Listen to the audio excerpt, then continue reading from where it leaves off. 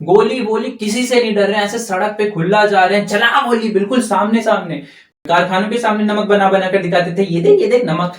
वो औरतों, बच्चों, बूढ़ों सबको मारना शुरू कर देते हैं, पीट पीट कर सबको जेल में डालना शुरू कर देते हैं।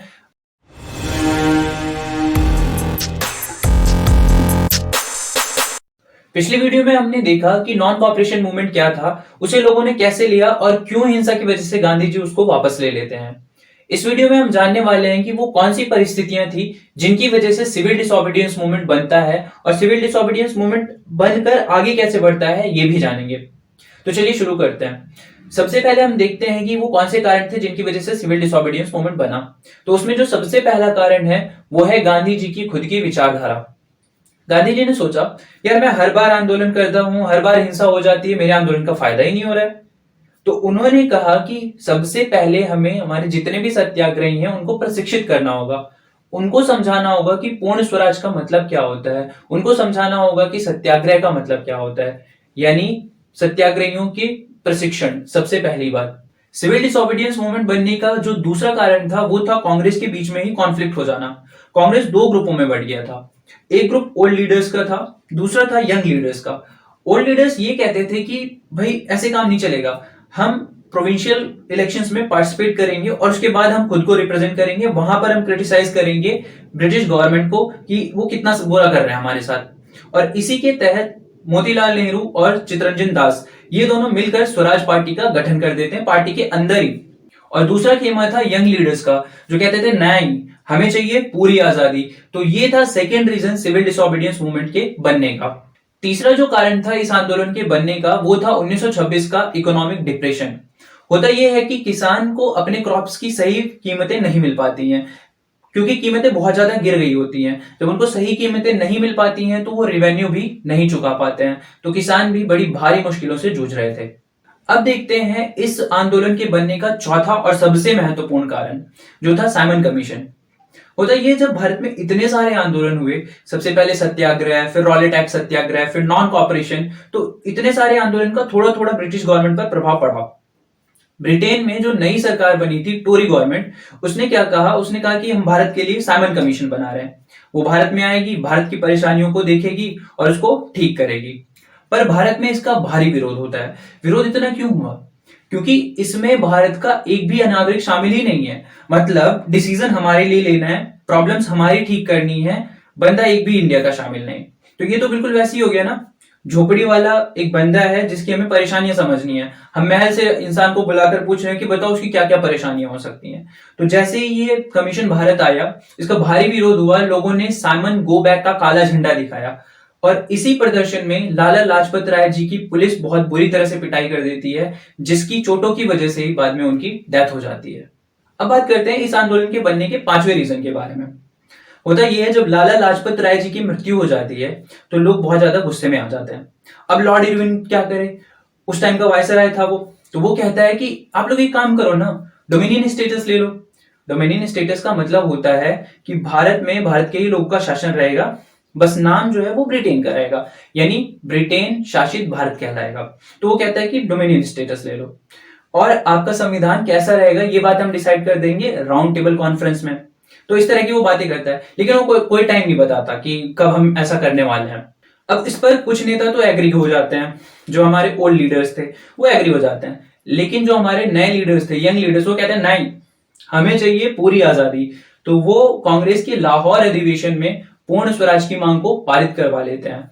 इसके अलावा 26 जनवरी 1930 को वो इंडिपेंडेंस डे भी मना लेते हैं, जिसमें जवाहरलाल नेहरू और सुभाष चंद्र बोस जी शामिल हैं। लेकिन इस इंडिपेंडेंस डे का पूरे भारत को पता भी नहीं चलता है। अब पूर्ण स्वराज का सपना सबकी आंखों में आ चुका था, तो गांधी जी सोचते हैं भाई कुछ तो करना पड़ेगा पूर्ण स्वराज के लिए। तो वो लिखते हैं इरविन को पत्र, उसमें वो लिखते हैं 11 मांगे। उस 11 मांगों में कुछ मांगे जो थी वो किसानों से संबंधित थी, कुछ मांगे जो थी वो व्यवसायियों से संबंधित थी, और जो उसमें सबसे मेन मांग थी वो थी सॉल्ट टैक्स को हटाना। गांधी जी कहते हैं यार सॉल्ट पे भी टैक्स ले रही है, मतलब ऐसे कौन करता है। गांधी जी कहते हैं कि सॉल्ट पे भी टैक्स लेना ये इनके सबसे ज्यादा दमनकारी पहलू को दिखाता है। दूसरा गांधी जी का सॉल्ट को ही चूज करने का कारण ये था कि वो चाहते थे कि इसमें पूरी जनता देश की पार्टिसिपेट करे, तो इसलिए उन्होंने नमक को चुना। और इस पत्र में गांधी जी ने साफ साफ लिख दिया था कि अगर 11 मार्च तक मेरी मांगे नहीं मानी गई तो कांग्रेस आंदोलन कर देगी और वो आंदोलन होगा सिविल डिसोबीडियंस मूवमेंट। अब इरविन निकला टेढ़ा बंदा, वो कहता है हम नहीं मान रहे, मांग जाओ। तो गांधी जी अब यहाँ पर सॉल्ट मार्च शुरू कर देते हैं। वो साबरमती से दांडी तक एक यात्रा करते हैं जो कि 240 माइल्स दूर है उनके साबरमती आश्रम से। अब होता क्या है कि गांधी जी 78 विश्वस्त वॉलंटियर्स के साथ ये यात्रा शुरू करते हैं। समय के साथ उसमें और लोग जुड़ते जाते हैं। जब गांधी जी चल रहे होते हैं तो लोग का जमावड़ा उनके पीछे चल पड़ता है और हर रोज वो 10 माइल यात्रा करके जब रुकते थे तो लोग की भीड़ उमड़ पड़ती थी उनको सुनने के लिए। वहां पर गांधी जी ने लोग को गाइड किया कि क्या होता है स्वराज का मतलब, क्या होता है सत्याग्रह का मतलब। इस तरह से 24 दिन में गांधी जी ने साबरमती से दांडी तक की यात्रा को पूरा किया और दांडी जाकर उन्होंने अंग्रेजों का कानून तोड़ा, नमक कानून। उन्होंने समुद्र का पानी उबालकर नमक बनाया और इस तरह से नींव रख दी सिविल डिसोबीडियंस मूवमेंट की। तो ये था कि किस तरह से सिविल डिसोबीडियंस मूवमेंट बना। हमने यहाँ पर सिविल डिसोबीडियंस मूवमेंट के सभी कारणों को देख लिया है। अब जल्दी से देखते हैं कि सिविल डिसोबीडियंस मूवमेंट जो बना वो आगे किस तरह से बढ़ा, लोग का उसमें पार्टिसिपेशन कितना रहा, लोगों ने कैसे पार्टिसिपेट किया, इसके बारे में जानते हैं। तो सबसे पहले बात आती है कि civil disobedience movement non cooperation movement से कैसे अलग था। तो नॉन कॉपरेशन मूवमेंट के बारे में सबसे पहले चर्चा करते हैं। नॉन कॉपरेशन मूवमेंट का मतलब ये था कि हम ब्रिटिशर्स की व्यवस्था में से खुद को निकाल लेंगे, उनकी व्यवस्था में से हम खुद को निकालेंगे, यानी अपना सहयोग देना बंद कर देंगे, उनकी व्यवस्था कोलैप्स कर जाएगी। तो ये तो था नॉन कॉपरेशन। सिविल डिसोबीडियंस में ये बात तो थी ही थी कि हम उनका सहयोग नहीं करेंगे, साथ में ये भी था कि हम सहयोग एक तो नहीं करेंगे, दूसरा उन्होंने जो कानून बनाए उन कानूनों को तोड़ेंगे भी, यानी कि हम उनका काम नहीं करेंगे, दूसरा उन्होंने जो काम किया उसको बिगाड़ भी देंगे। तो ये था सिविल डिसोबीडियंस मूवमेंट। लेकिन लेकिन लेकिन अहिंसा पूर्वक अब सिविल डिसोबीडियंस मूवमेंट शुरू हो चुका था। लोगों ने जगह जगह नमक कानून को तोड़ना भी शुरू किया, यहां तक कि कारखानों के सामने प्रदर्शन किया। उन्होंने कारखानों के सामने नमक बना बना कर दिखाते थे, ये देख नमक। इस तरह से दूसरा, उन्होंने विदेशी वस्तुओं का बायकॉट कर दिया, शराब की दुकानों की पिकेटिंग कर दी। पिकेटिंग का मतलब क्या होता है? पिकेटिंग का मतलब होता है जब दुकानों में जाने से रोक लेते हैं, ऐसे खड़े हो जाते हैं, नहीं जाने दे रहा, इस तरह से। तो पिकेटिंग कर दी शराब की दुकानों की। इसके अलावा जितने भी गांव में लोग थे अलग अलग पदों पर, उन्होंने रेजिग्नेशन दे दिया। रेजिग्नेशन के साथ साथ आदिवासियों ने जंगलों में जितने भी कानून लगाए थे ब्रिटिशर्स ने, वो सब भी तोड़ के रख दिए। जंगलों में जाना प्रतिबंध किया था, वो लोग गए, अपना जलावन के लिए लकड़ियां तोड़ी, मवेशियों को चराया, फल फूल पत्ती साग सब्जी सब वहां से इकट्ठा किया और मतलब सारे कानूनों को तोड़कर रख दिया। और इतनी बार से हम देखते आ रहे हैं, जब भी इस तरह के आंदोलन होते हैं तो ब्रिटिशर्स क्या करते हैं? दमन का रास्ता अपनाते हैं। तो उन्होंने यही करना शुरू किया। सबसे पहले लोकल लीडर्स को पकड़ पकड़ कर जेलों में डालना शुरू किया। अब लोग का गुस्सा भड़क गया, पुलिस से क्लैशेस होने लग गए लोग के।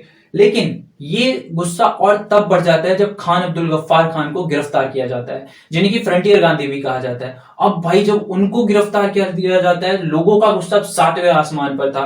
गोली बोली किसी से नहीं डर रहे हैं, ऐसे सड़क पे खुला जा रहे हैं, चला गोली बिल्कुल सामने सामने। तो इतना गुस्सा था उनमें। और हद तो तब हो जाती है जब महात्मा गांधी जी को भी गिरफ्तार कर लिया जाता है।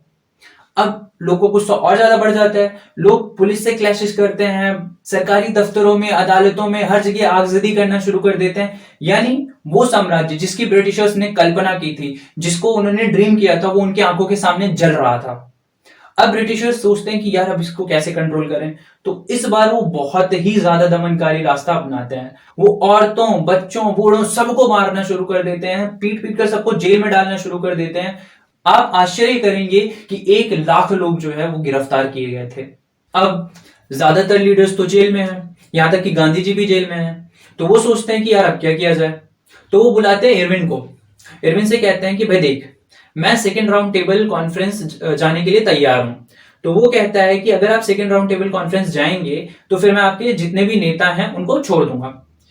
इसी ट्रीटी को, इसी संधि को क्या कहा जाता है? Gandhi Irwin pact. ध्यान रखिएगा, ये पैक्ट हुआ था 5 मार्च 1931 को। तो गांधी इरविन पैक्ट होता है जिसके तहत Gandhi ji second round table conference में जाते हैं।